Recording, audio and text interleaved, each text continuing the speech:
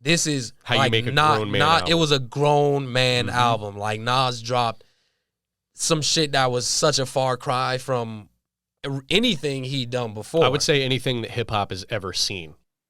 Speak Easy Studios. Speak and be heard.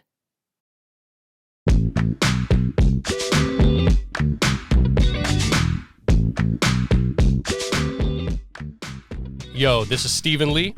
And I'm Frank Jackson. And we are the Distinguished Critics. We're here to break down some of our favorite albums and songs and debate what's overrated, underrated, and everything in between. So join us as we go back and relive some of music's most iconic projects. Give us a listen wherever you get your podcasts, and please remember to rate, review, subscribe, and give us those 5 stars.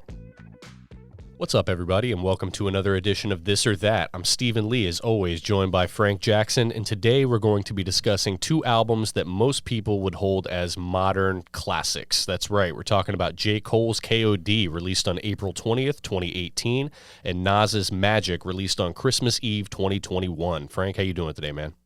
We made it to the 2020s. Hey, we got something. We're not trapped in 1996. Except we are, Yeah. because it's Nas. Yeah, we always find a way to work that in, right? Yeah. No, this is good. I'm actually excited to be doing something that's a little bit newer, something that's a little bit fresher, and this is a kind of a discussing somebody's, let's just call it basically their third act in hip hop, and the growth of a legend in hip hop, compared to somebody who's, widely viewed as like one of the greatest of this era. Some people say still growing. I have thoughts on that. Right. We'll get into that as well. We'll get into that. Right. But yeah, I think I'm enjoying this because both of these albums have a lot to say about different things, and they kind of have a link in a way. I liked this because I think sometimes going like kind of a polar opposite route is fun, and I think here you have a younger artist that's taking on themes and subjects that are very mature and not really expected from him at this juncture in his career, whereas the elder statesman is in, I don't want to call it like the twilight and just enjoying life, but they're 2 totally opposite approaches to their music at this stage. Absolutely. Where you want to start? So, I think we should start at KOD. Okay. There's more to unpack there. Mm-hmm. So, this was after J. Cole released For Your Eyes Only. Right. About 2 years after. Which was, to me, just a massive piece of shit album.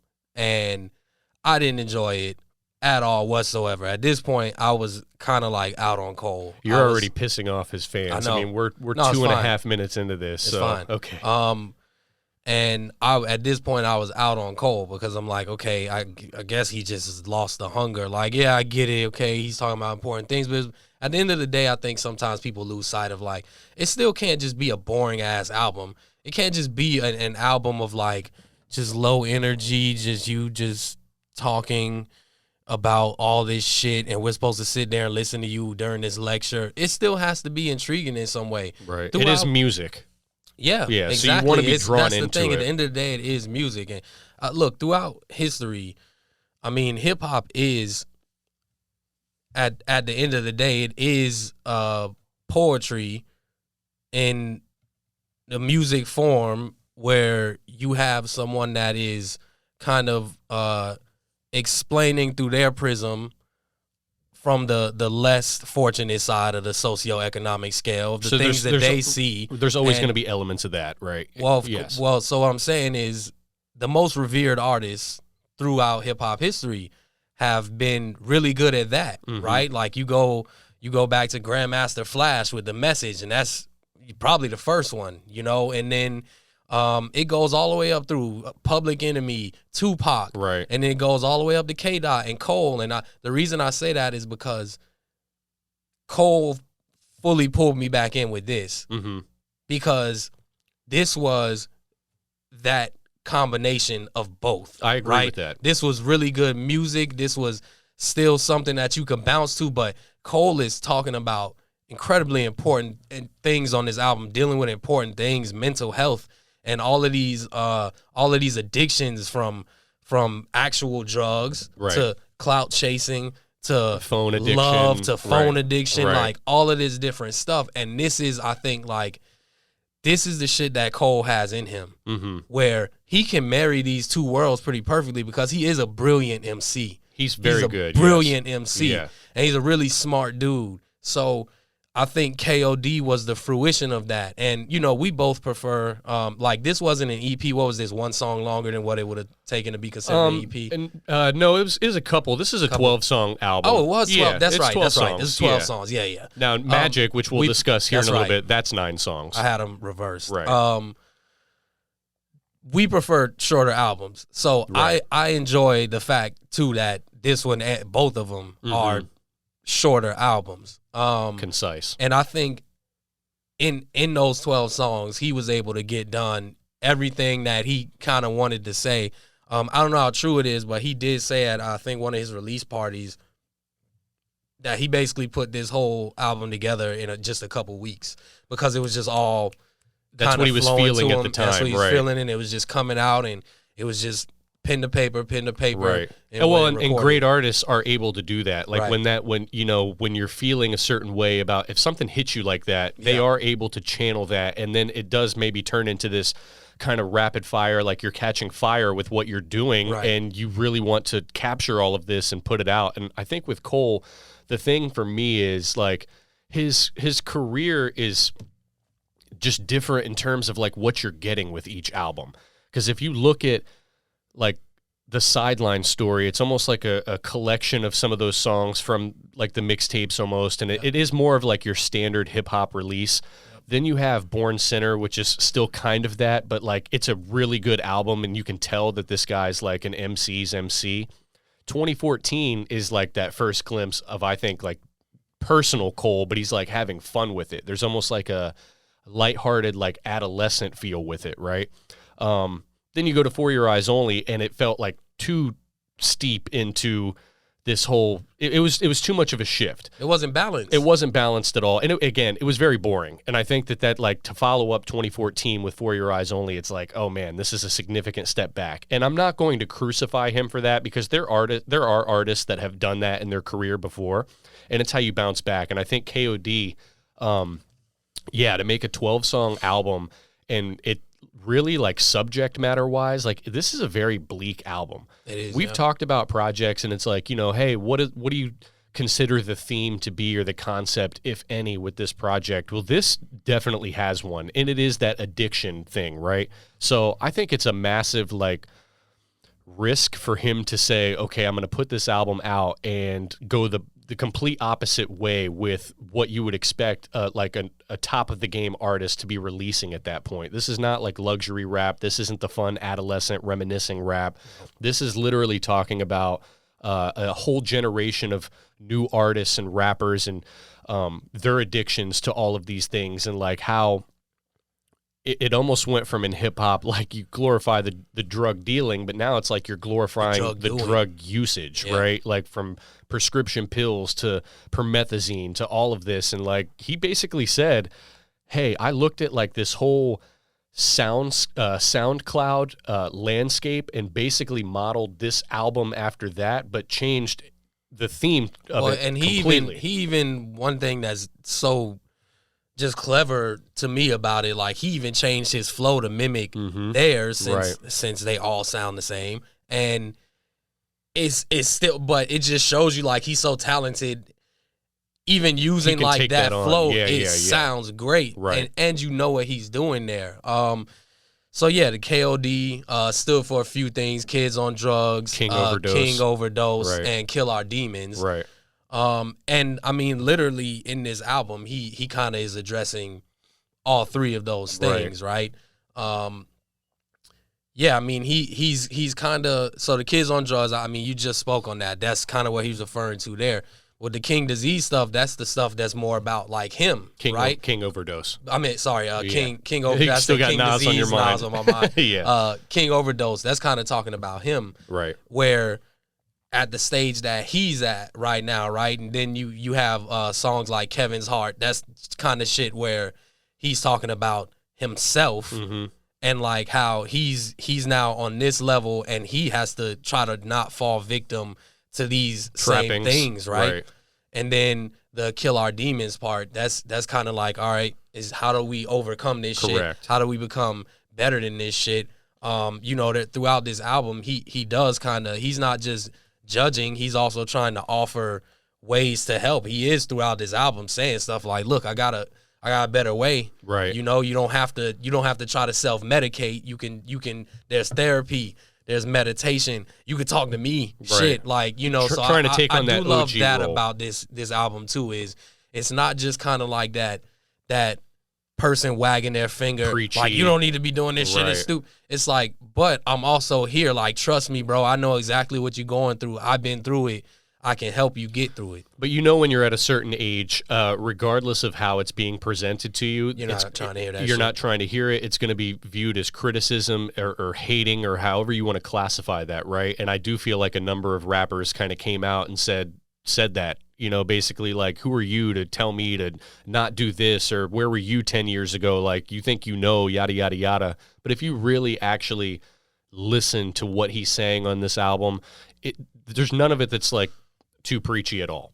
No. It's very transparent. It's very, like, you can tell that there's a deep concern with like this new wave of artists that are glorifying this and projecting that, and not just for album sales, they're actually living that. And I feel like he recognized that, especially, you know, being in the game and being around some of these new guys. It's like, whoa, we need to take a step back and like try and analyze like what we're really pushing forward, because hip hop was never about that back in the day. You never bragged about how many drugs you were using or how many pills you were popping, and now you had songs, you know, like Percocet on the radio, where it's like you could tell he took issue with that. I think like one of the songs that I love on this album too, because it's not just about addiction. He touches on a number of things that I think you deal with fame and the more money you make. He has a song on here called Brackets, which really talks about like, and it's easy to get on a record and be like, man, they're taking too much, you know, for taxes out of what I'm making. But he finds a way to paint a picture where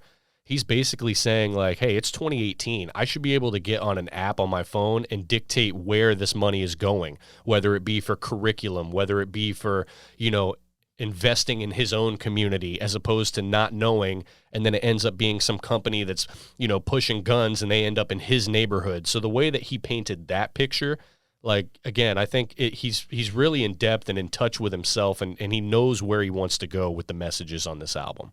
Yeah, I think that this is really just, this is Cole kind of finding, you know how you get to that kind of awkward place where, and I think him and Kendrick kind of hit it around the same time, right? Where people might still view you as new, but you're actually not. You're not OG yet, but you're not new. Well, they've been saying that about Cole and Kendrick, and it's like, guys, they've been around for 14 years now. Exactly, you know? Right? They're not the new artists. It's this thing where, like, you're not OG yet, but you are a vet, and you're not a rookie. You're far from a rookie. You're closer to an OG than you are a rookie, right? So it's this kind of growth that you saw from him, and to be fair, even in For Your Eyes Only, there was a growth in him. I just think he hadn't figured out yet how to make that palatable from a music side. Right. How to make that actually sound good, as opposed to making it sound like you're just reading it, or like off a sheet of paper, like listening to a textbook or something. Exactly. Right. So I think on this album he really did find that lane, and I don't think, you know, for my money, when it comes to, a lot of people make music that references things like this, talks about things like this. I think that KOD is probably the shining example of that. And we've talked about before, you know, how we kind of have gone separate ways with it since the release. Like, we, you know, obviously everybody was excited still. Cole, I was out on Cole from For Your Eyes Only, but that don't mean when KOD came out that I wasn't gonna go listen to it. Right. Shit, I haven't liked a Kanye album in over a decade, and I'm still checking every Kanye album. Like, it's still certain people are still gonna make You're me gonna say, give like, them if they're dropping something, I'm gonna go listen to it because what if this is the one? Right. I'll give you 45 minutes to an hour of my time to see if there are any redemptive, like, oh, he's back. It's qualities still in there. with it. It's still living in there. Right. So I would say since this album has come out, it's grown for me.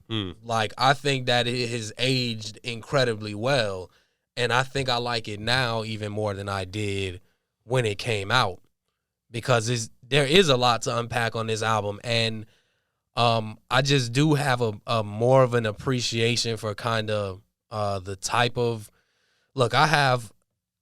It would take a whole different episode for me to really just talk about what I think of Cole as a whole. So that's for another time. Right. But I do kind of appreciate his growth as an artist on this album, on this album in particular. Well, there's real risk taking with a project like this, Very much especially is, right? following up the disappointment that was For Your Eyes Only. Well, plus this was coming out at a time where there was actually there was a lot of like good music being made in hip hop, whether or not we feel that way. But there's 2018 was an outstanding year, and some would argue it was like the last like really great year. Exactly, for hip-hop. right. Yeah. So he's going against a lot of things that are selling, and he's coming a completely different direction with it. He's kind of, for lack of a better word, preaching. And I just think he found the perfect lane. Like he delivered it in a way that was brilliant, that I think very few people are able to do without sounding like they're trying to put themselves on a pedestal, you know, because it's easy to sound that way too, right? Like, look at what they're doing. I don't do that shit. I'm like the old school cats. That's why I'm the best at this. I'm true hip hop. He wasn't doing any of that. Like, you don't take that at all from this album, that he's out there saying, like, that ain't hip-hop, this is hip-hop, look at what they're doing. No, I'm not doing that. There's a genuine level of concern. You can hear the conviction in his voice. And he wants to see them win. And I think Cole has that in him. Cole has a lot of, like, I want to see everybody win in him. And I do like that about him, too. No, he seems like a great dude, to be honest. Like, he's not one of those guys that's, like, making this because it's the thing that nobody would expect, and it's like, okay, this would catapult my next album because nobody's doing anything like this. No, he did this because he wanted to. Right. And I think even on like some of the bouncy or fun songs, you're still getting messages, right? Like Motivate or ATM. Oh, absolutely. Like, if I had one gripe with this album, and maybe it's why it hasn't aged as great for me, it has nothing to do with the theme, has nothing to do with his bars. I wish sometimes that Cole's projects weren't so insulated. Like, he handles all of the production on this, and I feel like in order for you to do that, like, you better be like just incredible. Like, I don't want to hear an album produced by one person unless they offer a little bit of versatility, and I feel like that's my one gripe with Cole at times, is that his production can kind of just sound the way it is, and that's what it's going to be for the duration of a project. So that is one of my gripes with Cole. Is he does not give up the reins very often when it comes to production, and just to be frank about it, no pun intended. I was about to say, I'll be Steven about it. Yeah, you be frank. He's not great at it. Right. He's not great at it. Like, he's not horrible. No, he's not horrible, but more often than not, I find his beats to just be kind of there. They never enhance a song. Right. They don't destroy a song, but it never makes a song better. But that I do feel that this album is an exception, and that's kind of the theme to me of this album, is a lot of these things are an exception to maybe how I might feel about Cole otherwise. I think that this is, like, if he could just channel this shit on every album, and it's not asking too much because he is that talented, he is that skilled as an MC.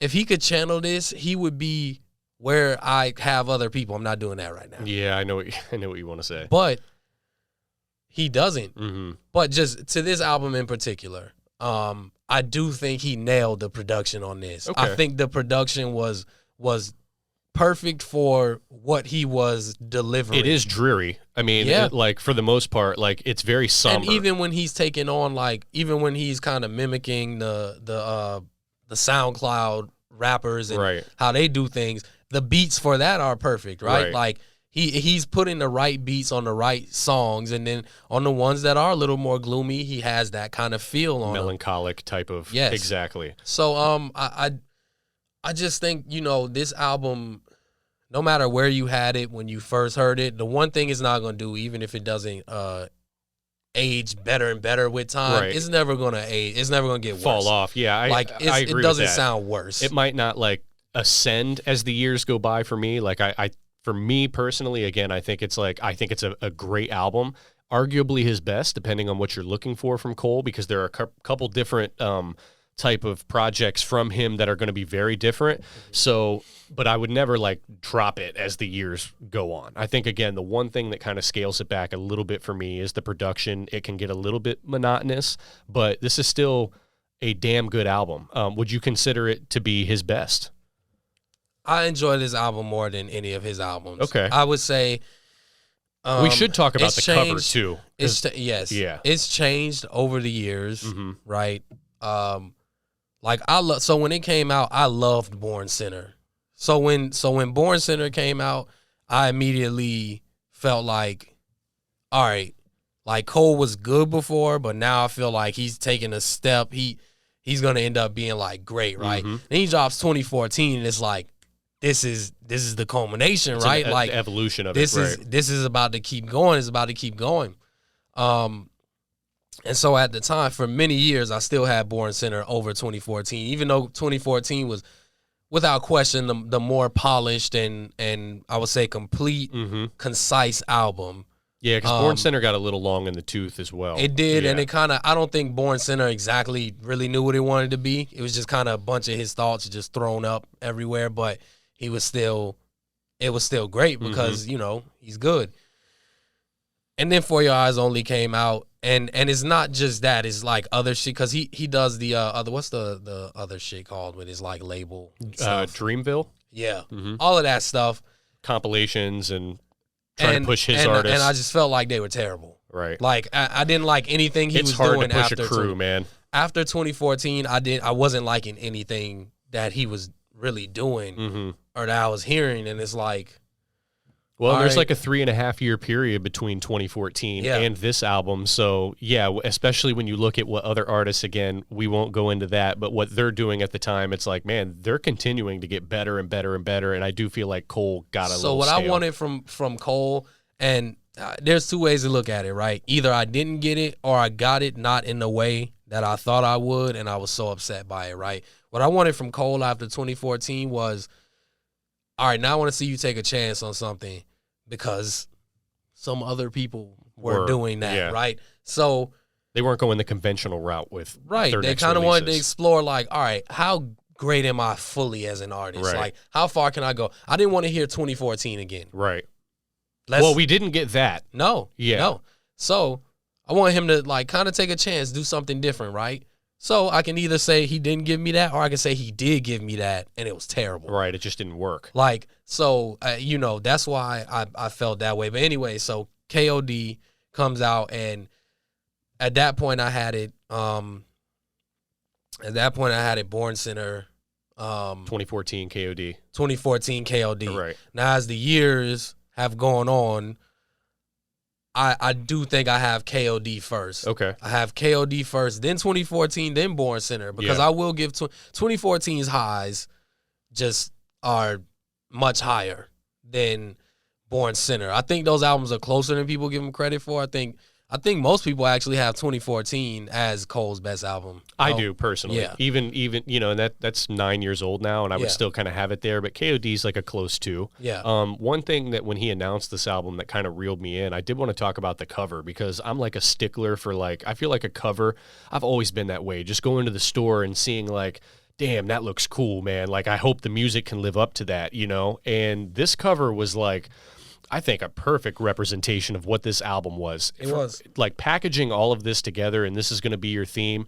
you basically have Cole in like an old school style painting, and he's almost like a messiah. Like the eyes are rolled back in the head. He's got the king's crown, and then underneath the cloak, the robe, you have all of these kids rappers drugs, and kids and on drugs, right? And it, you know, it gives it the preface. It's in no way intended to glorify drug usage, but like it is, you know, the kids snorting coke. It's the dude sipping lean. It's all of this, and it's almost like the representation of all of them under that robe and under that cloak. It's like he's trying to gather all of them and like push forward let's overcome this. Let's be kings about this and like rise above and do all of that. And the cover was so dope, man. Like I feel like it perfectly fit like the album. That's one of my favorite album covers of like just the last 10, 15 years. Yeah, very much so, because it's so poignant. Right. Like he really didn't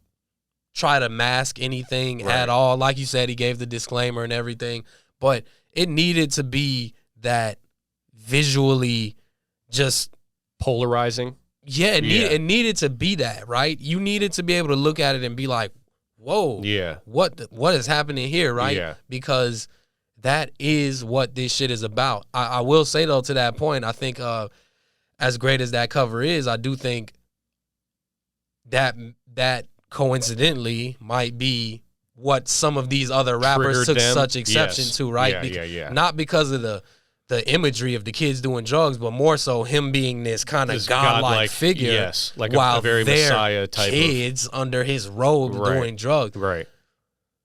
That's I would say that only that imagery is where he portrays that. Perpetuated a little bit of... I cannot argue against anyone looking at that and saying like, oh, this is so what we are? I'm like I'm one just of a your junk. I'm a junkie under your reign here. Yeah. So that's where I can see them having pushback, right? Mm-hmm. Because I would probably have a visceral reaction to that too, where it's like, what you OG, like you my daddy now? Like what the fuck? So that's it. But if you actually listen to the album, again, that is not at all the angle he's coming from, and he doesn't even portray that for a second on his album. Do you have like a favorite from this project? I really do love the whole album, so it's hard to say because I love all of them for different reasons. But I do think Kevin's Heart and we had the music video with him in it, you know, and probably Motivate. Okay.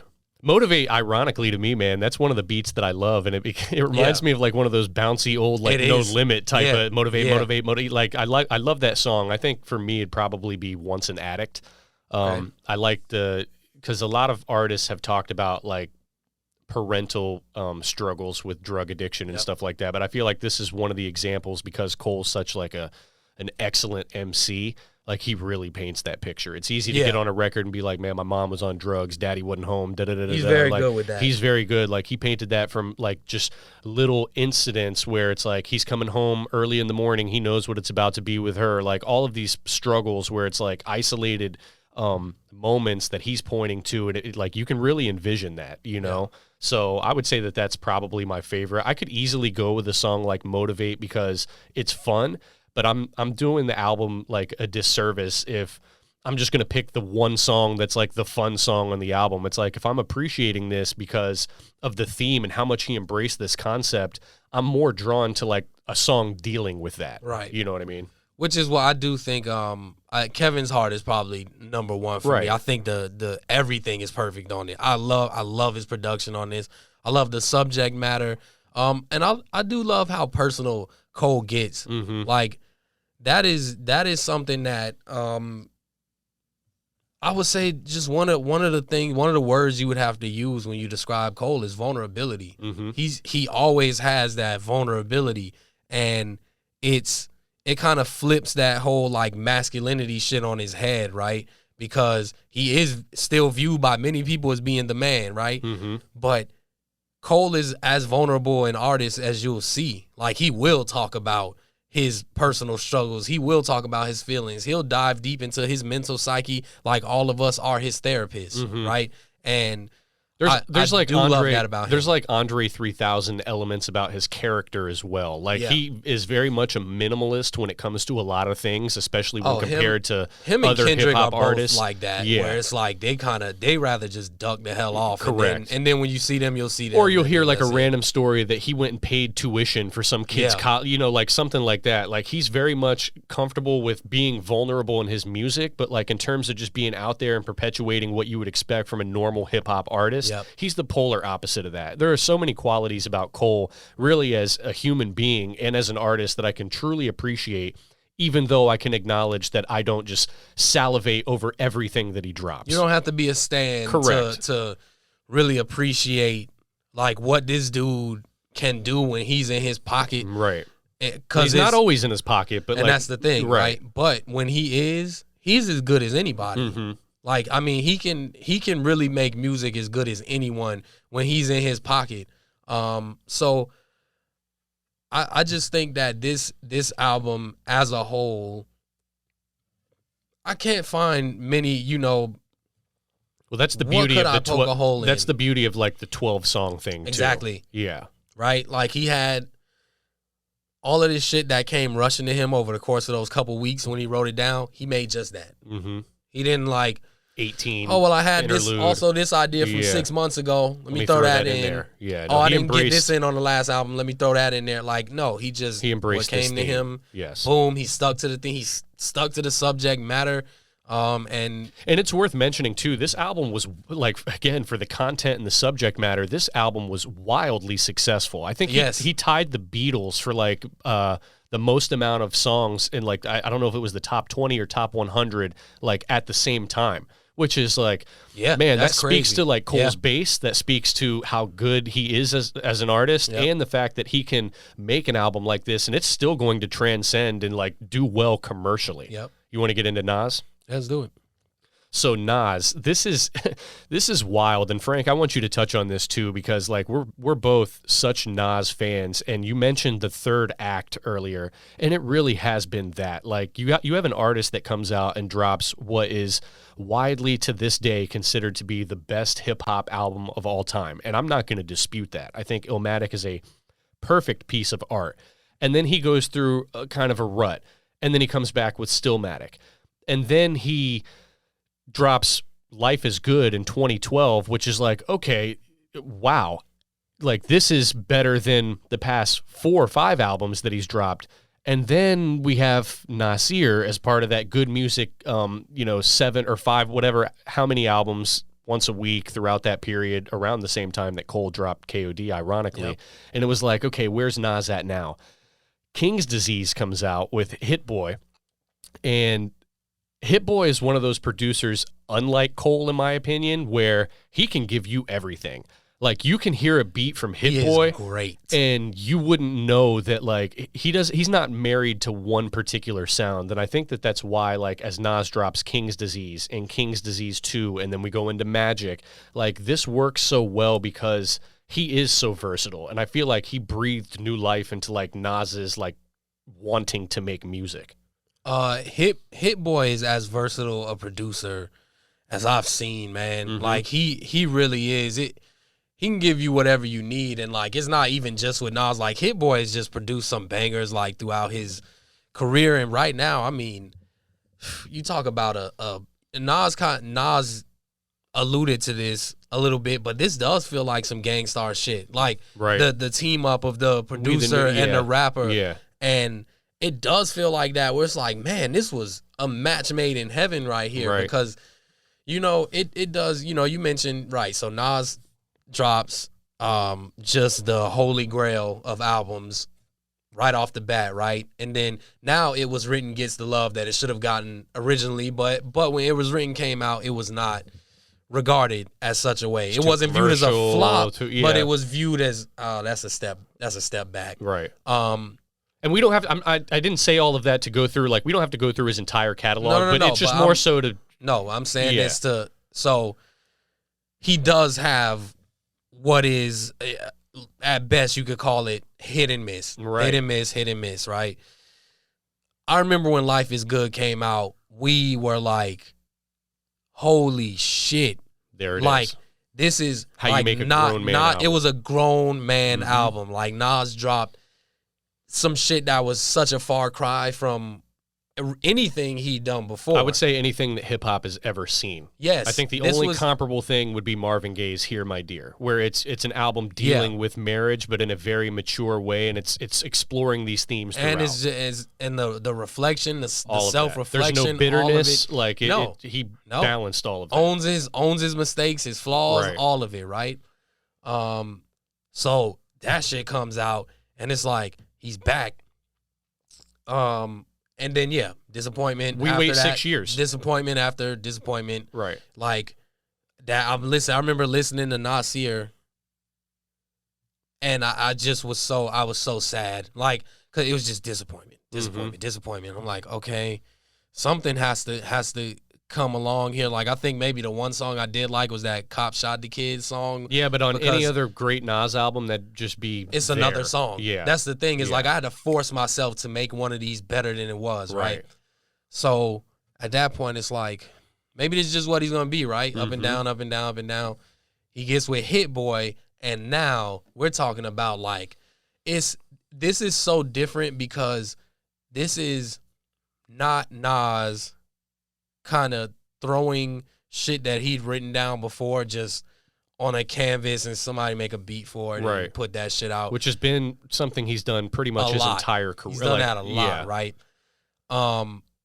This is a true resurgence and a true rekindling of the fire and the passion for music that Nas, you could tell, did not have for years, man. Right. And like, it's here now. Between Lost Tapes 2 and King's Disease and Magic and King's Disease 2 and King's Disease 3. Yeah. Like, this shit is a true resurgence of all the fire and passion that we have not ever seen anything from like any this artist, before.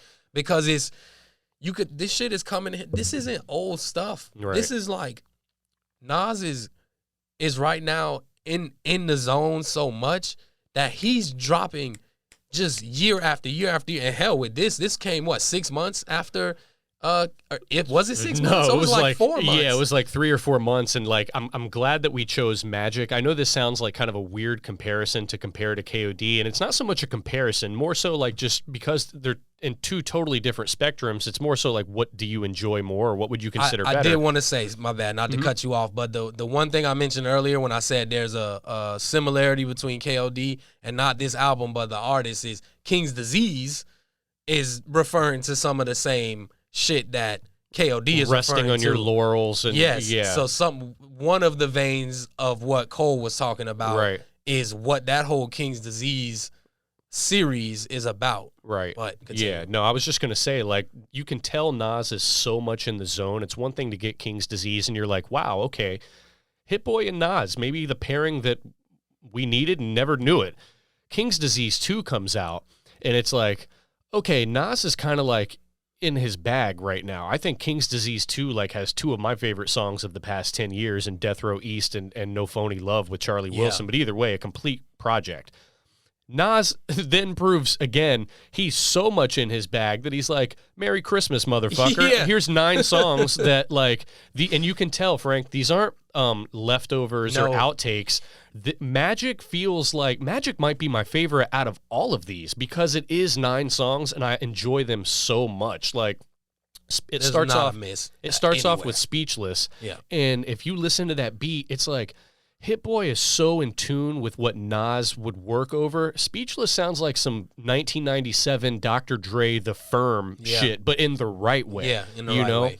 Then you have A$AP Rocky and DJ Premier on a song, and Premier scratching, and Nas just sounds he just sounds so like energized and like rejuvenated, so much so that he was like, okay, you know what? I just put together these 9 songs. Here, hold on to this until KD3 comes out, And in doing that, I just like, I think maybe it's because I didn't expect it, and it was on Christmas Eve, it's just like, it felt like a gift I mean, almost. if for anybody who maybe doesn't remember or didn't even know or whatever, this really wasn't some build-up. He literally just dropped this shit. Like, I remember waking up, and we in the group chat, it was like, Nas, I think it was Sean who sent it. Yeah. He said, like... because he checks for the music every Friday, which I gave up on a long time ago. Yeah, he was like, Nas dropped a new album. Yeah. And I was like, what? Dude, what are you talking about? I ran into Nick Worrell. We both were going Christmas shopping. It ended up randomly at like Dick's Sporting Goods. And I'm like, bro, Nas just dropped an album? He's like, what the fuck? I'm going to go check it out right now. And it was one of those things where I think like the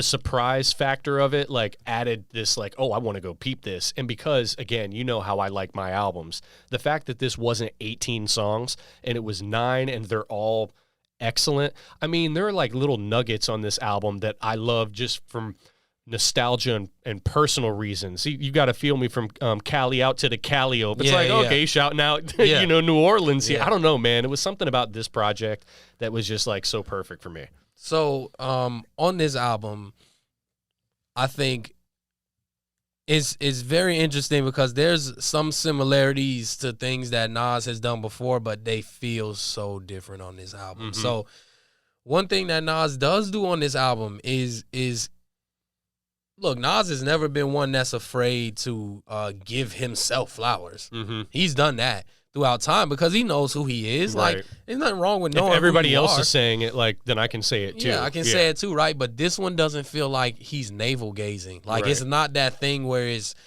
not like he's sitting there like, give me all my props, I need them right now. Yeah. No, it's kind of like, this shit feels like Nas like spread his angel wings and was like, I'm reawakened. Yeah. Like, look what I've done and look at what I'm continuing to do. And he's almost threatening you, like, and you ain't seen shit yet. Right. Like, there's more to come. Like, Nas is letting you know, man. Like, KD3 on the way. Like, I am awakened, bro. Like, this is it. This is, he even says on here, like, basically, I could just retire and live the old man life on all this money and sit around and do whatever the fuck I want to do in my life. Right. I could go and start all these different business ventures. Well, now he is. Now he is. But what I'm saying is I could go start these business adventures and just be CEO guy. Right. I could just do that, right?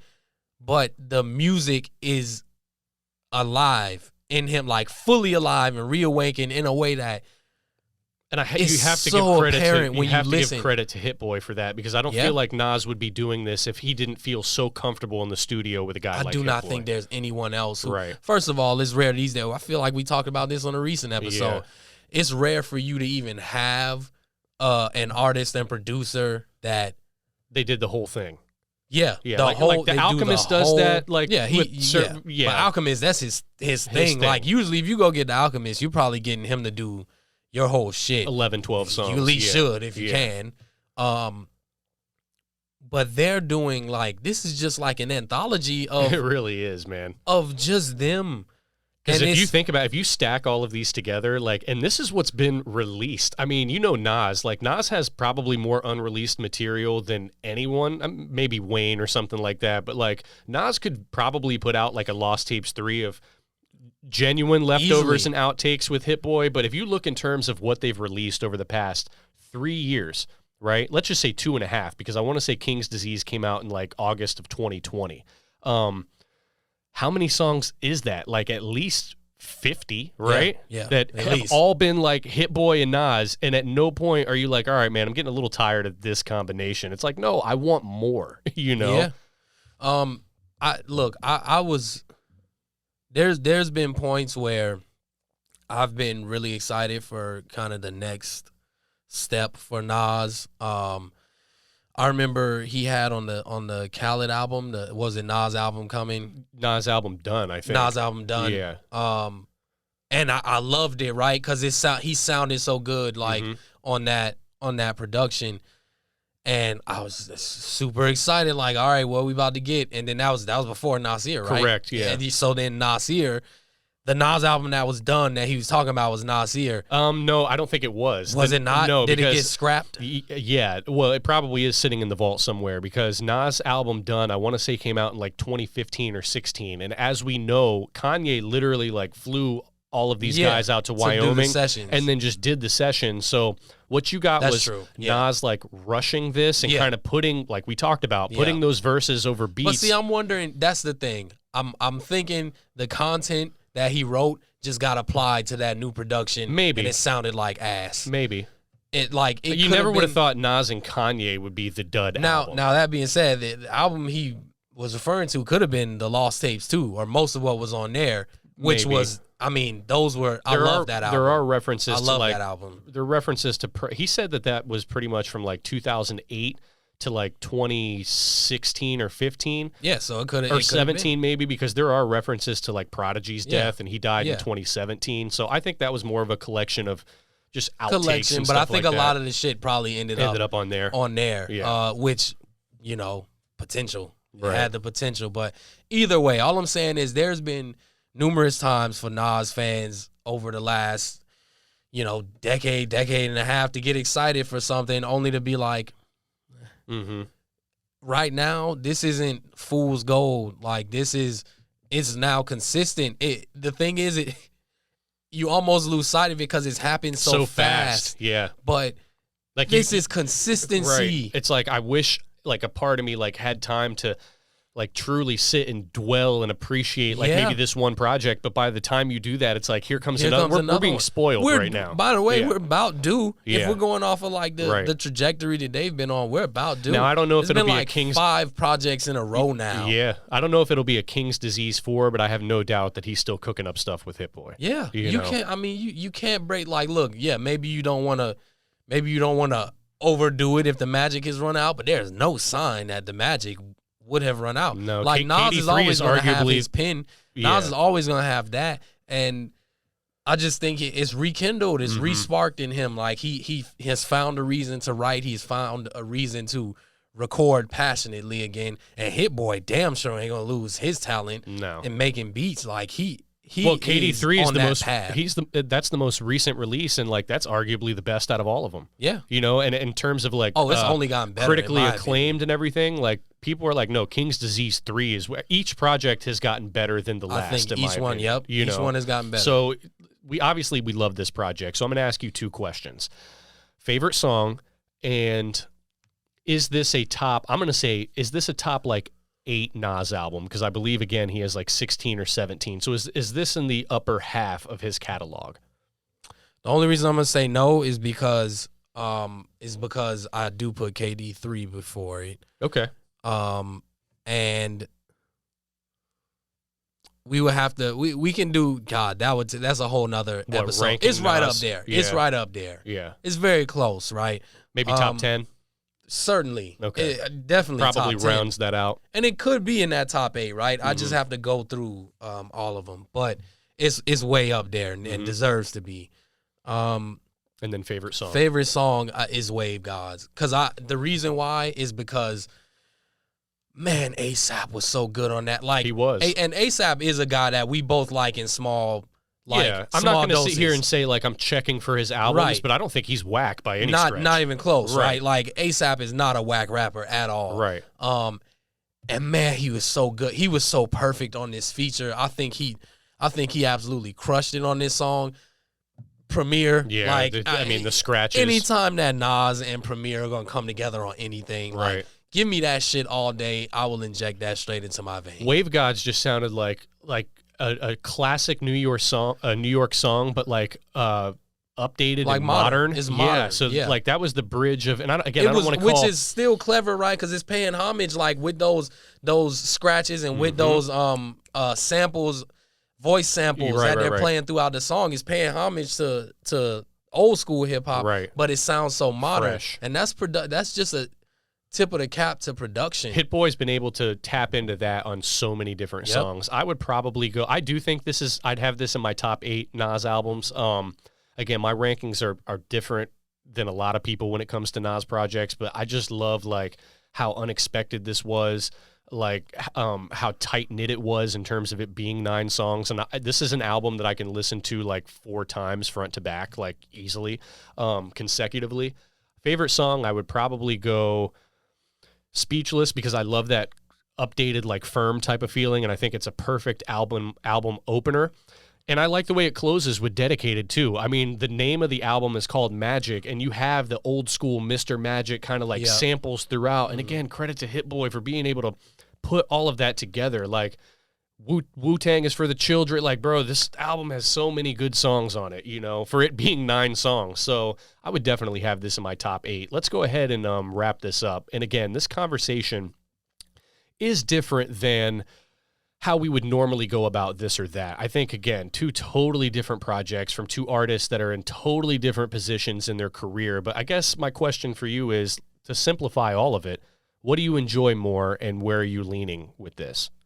It is two different things, right? Mm-hmm. Because what do I enjoy more? I think I enjoy KOD more. Okay.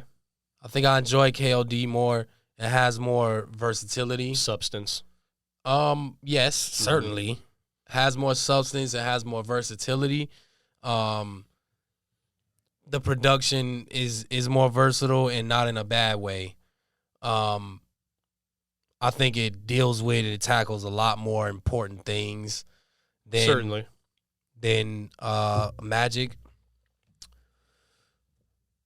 Personally, what do I probably love more is Magic, because it just means more to me, like, just being a Nas fan and seeing a what's resurgence happening right now. in him, Yes. and seeing kind of that spark back in him. Right. That just means more to me, and I think hip hop still needs that. Like, hip hop needs for its OGs. One thing people have to keep in mind is, like, hip hop is still such a young sport Comparatively. yeah, To literally everything else, that this is our first generation of OGs. Like, even our oldest people are not elderly, they're just regular old. Right. Like, we don't have people that are in their fucking 80s and 90s or that have died from old age. Like, our OGs are in their 60s. Right. Well, Like, I know what you're saying, like Melly Mel and like stuff like Melly that. Mel, right. exactly. Like, those dudes are not in their 80s and shit. Like, this is still such a young sport comparatively, that we do still need for our OGs to be making music, to still be in it, to show that that this shit is sustainable, to show that it's something that you can still have in you for the entirety of your life. We do need Nas and Jay and all these people, Cube and Snoop and all of these people, to still have that shit in them. It's important to set the standard and to still to give those young cats like something that they can still aspire to, right? So it just means more to me. Magic means a lot more to me, but I do think that the more important album, and the one that if I had to put on a showcase, if I wanted people to see maybe like a different side of hip hop, then it would be KOD. So that's fair. If I'm gonna have to just pick one, I guess I'm gonna say KOD.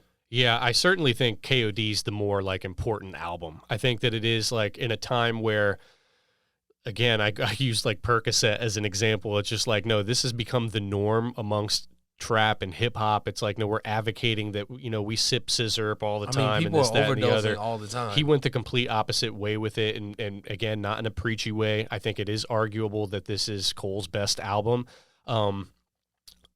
I am going to go Magic, though, just because Nas is in my top 2 of all time in terms of the greatest to ever do this, and the fact that we are seeing this renaissance, and it's been such a, again, like nothing we've ever seen from anyone. I mean, it's one thing for an artist to drop an album that's like, oh, wow, he did that. Life is Good could have been viewed as that.